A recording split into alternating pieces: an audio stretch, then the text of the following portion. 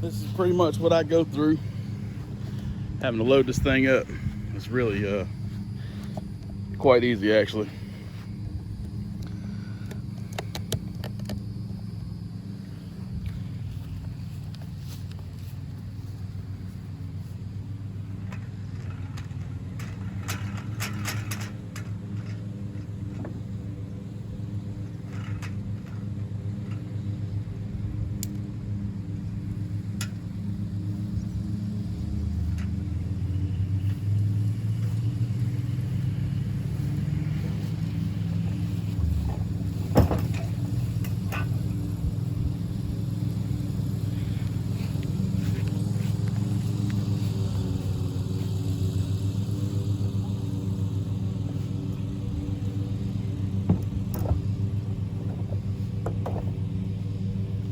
Then we'll just roll it up.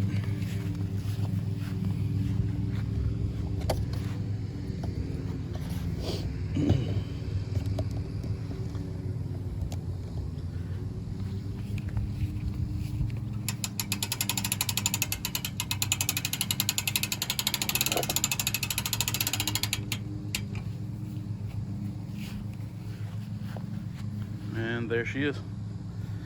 So I have been looking for solutions besides the whole PVC pipe deal, and I think I found a really good solution. We'll see, but that's pretty much. All right, so I had to take a phone call right in the middle of that. All right, so let's look. I bought these pads here off of Amazon. They're little 17-inch Velcro pads. I was looking for something because ultimately, vibration. I don't want pipes sitting up in here, up under the boat, on long trips, because it's not like I'm just taking this thing to 10 minutes down the road to the river. I'm hauling this thing sometimes 5 hours on a trip. So, I want something that is a lot more easier, a lot easier on the hull, and I think these pads are a great example of something that I was looking for. I mean, if you see it, that's going to be great right there, man. I mean, that's not going to rub any once it's strapped down. Let's see if it still touches this roller in the front.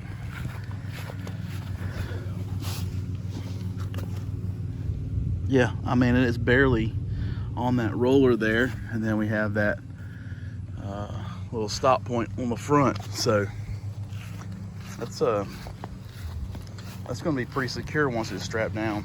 All it needs is probably just a strap here. Actually, I used to have a problem with the boat rolling before I had good mounting solutions. It would turn and all that kind of stuff. But I think I can get away with a single strap over the boat now. I mean, you got these two mounting points here, and then the same on the other side.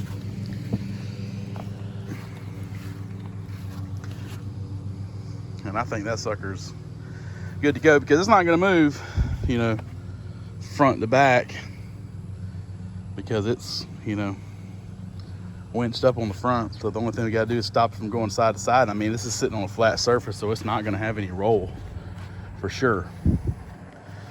I like it. If you're interested in buying these, I'll put a link down in the description for these pads. Oh, the tires on that truck are loud. I'll put a link down in the description for these pads. I could have gotten them bigger. I think they make up to like a 36-inch, which that's, in hindsight, that's probably what I should have went with instead of just getting two of them. I should have just got one. That would have been way better. But I think this is going to be a much better setup. It gives the kayak a lot more cushion from vibration. So I think this is ideal for me. I mean, maybe for you guys, you may have a different trailer set up and those pipes may work for you, but when I'm hauling this thing for hours on end, I don't want you know, plastic to plastic rubbing. Especially some of the roads on the way down to the Gulf are just absolutely horrible, you know. So yeah, this is my tow setup. Actually, I had it set up and the kayak was actually sitting further out the back, and I think it was causing a weird loading issue with the axle. There wasn't enough weight on the front side of the axle, so it didn't like it. There was more of the weight was kind of centered and back beyond the axle, and I think it was causing vibration issues.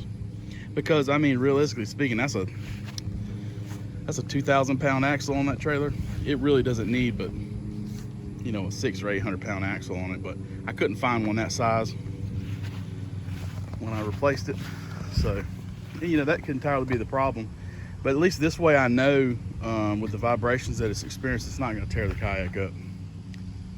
But I still, even if it didn't have vibration issues, I would still like this pad setup.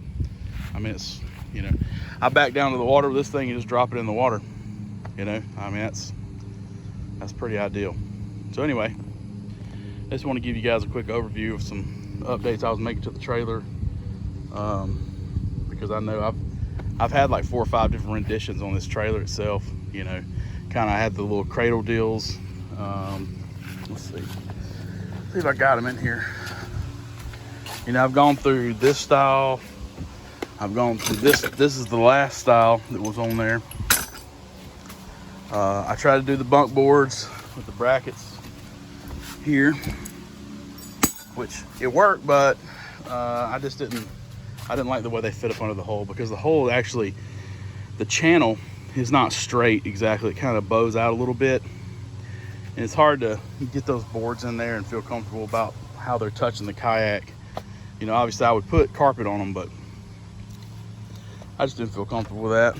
I like this idea much better, just sitting on the flat on the hole.